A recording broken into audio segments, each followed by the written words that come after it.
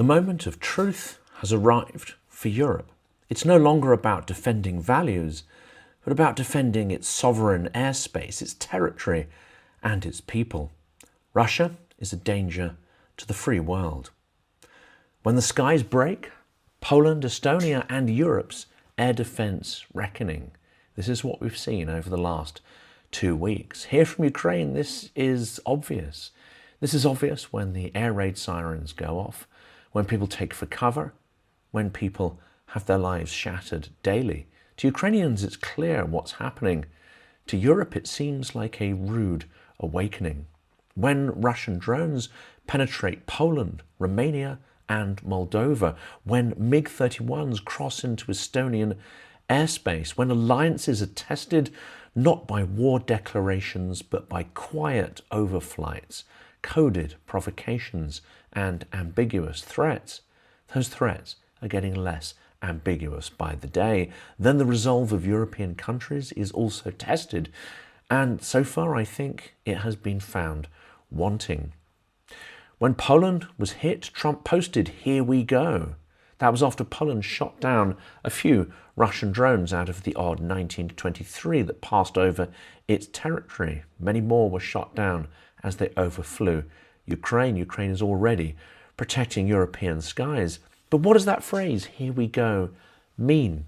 It hints at a kind of expectation that something like this was in the offing. How did President Trump expect such a confrontation? Yet European leaders have once more been caught on the hop, seemingly unprepared. Well, tonight in this short episode, we map the incursion story from Poland to Estonia, the proposals to close the skies, and what Europe must do when its neighbours fly into its backyard in a way that is calculated and aggressive. So what do we know about Estonia's MiG-31 incursion? Well, 2 weeks after Poland's drone breach comes Estonia. On 19th September 2025, 3 Russian MiG-31 jets entered Estonian airspace off Vendlu Island, stayed inside for around 12 minutes.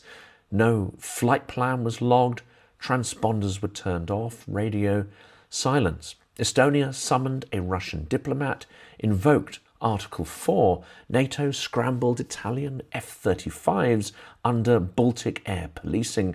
Estonian officials called the violation unprecedentedly brazen. This is according to Reuters.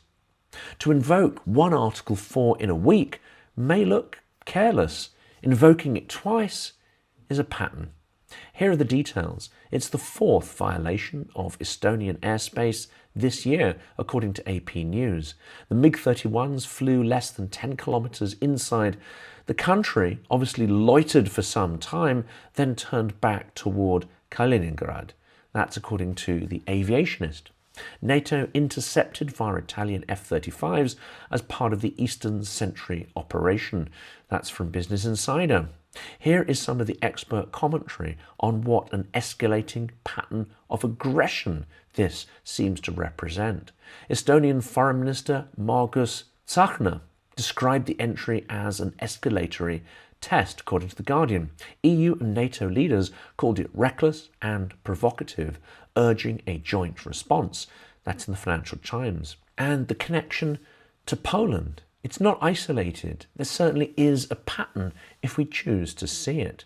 Analysts see that pattern of Russian aerial geographic probing, drones, incursions, ambiguous airspace crossings with the aim of seeing how NATO reacts on its eastern flank. Estonia's case amplifies that Poland was perhaps only the first of a large wave. This is something that I'm convinced of. This is going to grow in scale and frequency, especially if Russia feels that we are not responding in an adequate fashion.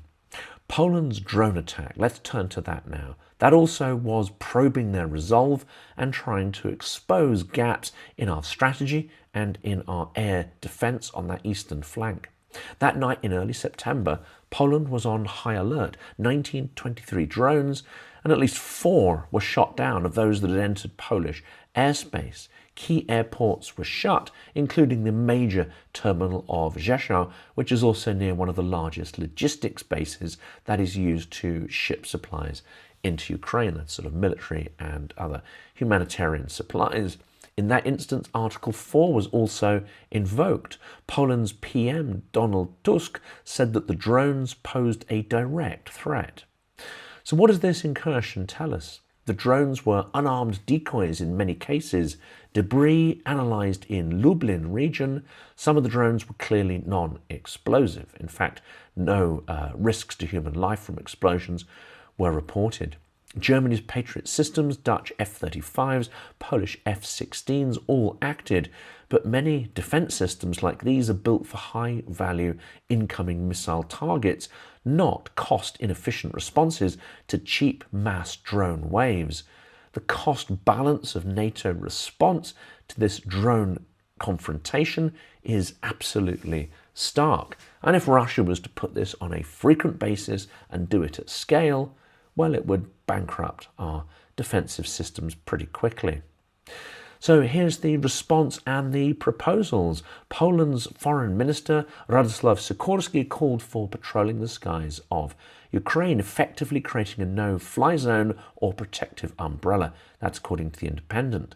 Calls to close the skies over Ukraine were made by a number of politicians. No-fly zone proposals, and these are starting to gain traction. We started talking about this on the channel in 2022. Here we are, 3 years later. But finally, some people are starting to realise.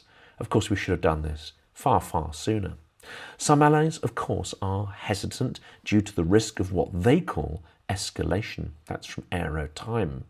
But hesitancy is read by Moscow as weakness. That is pure and simple. Any response that is framed in words rather than actions signals pure weakness to Moscow. Is that not clear yet, even now?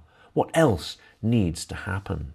Ukrainian airspace must now be seen as an extension of European airspace, because defending one is the only way to defend the other.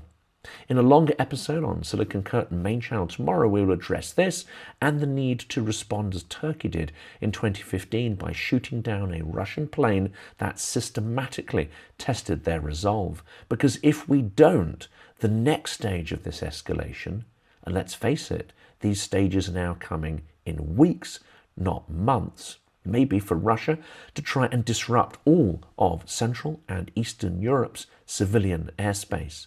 Close down its airports, close down transport, disrupt our logistics, and stage a kind of siege of Europe, combined with a massive informational campaign to distract, deflect, divide, and destabilize. We are not ready for this, though we have had plenty of warning that it's coming.